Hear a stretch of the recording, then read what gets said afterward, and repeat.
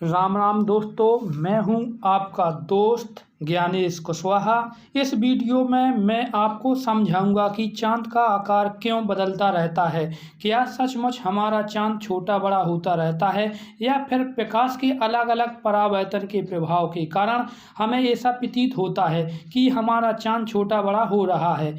आखिर इसके पीछे का क्या रहस्य है। हमारे पूर्वज माना करते थे कि हमारी पृथ्वी चपटी चादर की तरह अनंत तक फैली हुई है। कुछ लोग तो मानते थे कि हमारी पृथ्वी शेषनाग के ऊपर टिकी हुई है, लेकिन आज हमारे विज्ञान में तरक्की होने के कारण आसानी से पता लगाया जा सकता है कि हमारी पृथ्वी हूबहू फुटबॉल की तरह गोल आकार का है और हम लोग इस फुटबॉल के गोल पृथ्वी के ऊपर कुछ इस प्रकार से रहते हैं।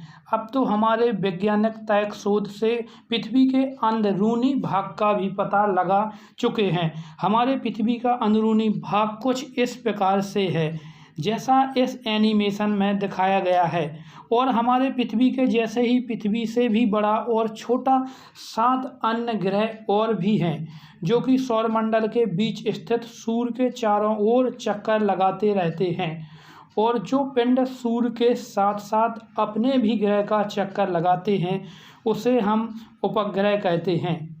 हमारे पृथ्वी का एकमात्र प्राकृतिक उपग्रह है जिसे हम चांद कहते हैं। और जिस प्रकार हमारी पृथ्वी को खुद का प्रकाश नहीं है अपना, उसी प्रकार हमारे चांद को भी अपना खुद का प्रकाश नहीं है। वह भी सूर्य के प्रकाश से प्रकाशित होते हैं। उसके बाद प्रकाश परावर्तन होकर हमारे पृथ्वी तक आती है, तब हमें चांद दिखाई देती है, और सूर्य का प्रकाश हमारी पृथ्वी तक आने में लगभग 8 मिनट का समय लगता है। उसके बाद सूर्य का प्रकाश चांद से हमारी पृथ्वी तक आने में मात्र 1.3 सेकंड का समय लगता है। पृथ्वी से सूर्य की औसत दूरी 15 करोड़ किलोमीटर है तथा पृथ्वी से चांद की दूरी मात्र 3,84,400 किलोमीटर है। और जिस प्रकार हमारी पृथ्वी पर आधा दिन आधी रात होती है, यानी कि आधी पृथ्वी पर सूर्य का प्रकाश पहुंच रहा है और आधी पृथ्वी पर सूर्य का प्रकाश नहीं पहुंच पाता है, उसी प्रकार आधे चांद पर प्रकाश पहुंच पाता है और आधे चांद पर प्रकाश नहीं पहुंच पाता है। पृथ्वी को अपने अक्ष पर एक बार घूमने में 24 घंटे यानी कि एक दिन का समय लग जाता है।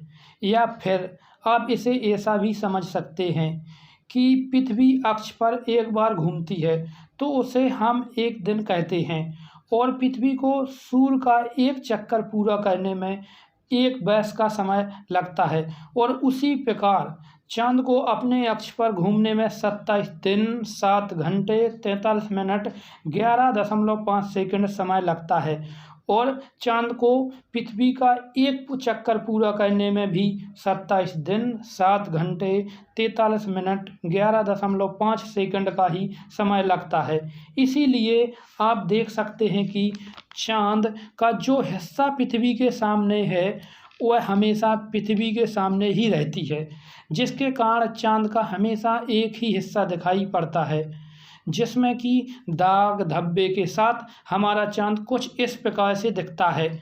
और चांद का पीछे वाला हिस्सा हमेशा पृथ्वी के विपरीत दिशा में ही रहता है और उसको हम पृथ्वी से कभी नहीं देख सकते।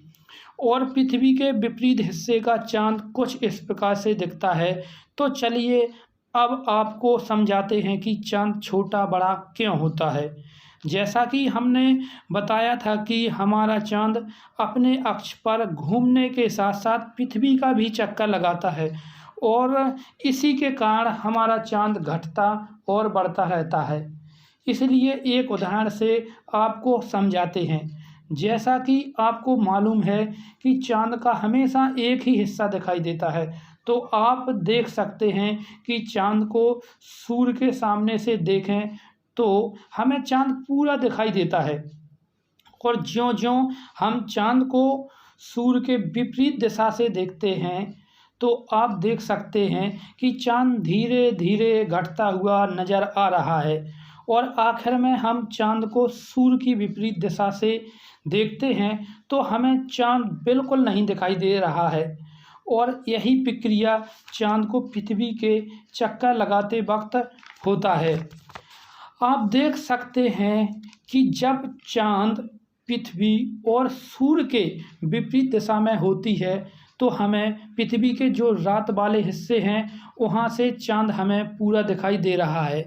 और ऐसा ही समय बीतता जाता है तो धीरे धीरे चाँद घटता जाता है और इसके 1 सप्ताह बाद चाँद पृथ्वी के 1/4 भाग घूम लेता है। और अब आप देख सकते हैं कि हमें आधा चाँद दिखाई दे रहा है और ऐसे ही समय के साथ धीरे धीरे चाँद घटता हुआ नज़र आता है। और आखिर में चाँद जब सूर्य की दिशा में पहुंच जाता है तो सूर्य की विपरीत दिशा पृथ्वी से देखने पर हमें चाँद बिल्कुल भी दिखाई नहीं देता है। इसके बाद समय के साथ धीरे धीरे चाँद बड़ा होते हुए नज़र आता है और आखिर में एक चक्कर पूरा होते होते फिर से चाँद पूरा दिखाई देने लगता है। जब हमें चाँद पूरा दिखाई देता है तो उसे हम पूर्णिमा का चाँद कहते हैं और जब चाँद बिल्कुल भी दिखाई नहीं देता है तो हम उसे अमावस्या का चाँद कहते हैं। पूर्णिमा से अमावस्या तक चाँद घटता रहता है और अमावस्या से पूर्णिमा तक चाँद धीरे धीरे बढ़ता रहता है। आपने समझा कि चाँद पृथ्वी के चारों ओर चक्कर लगाने की वजह से चाँद हमें घटता हुआ और बढ़ता हुआ नज़र आता है। तो दोस्तों हमारा वीडियो अच्छा लगा हो तो वीडियो को लाइक करें और ऐसी ही रोचक जानकारी प्राप्त करने के लिए हमारा चैनल को सब्सक्राइब करें। जय हिंद, वंदे मातरम।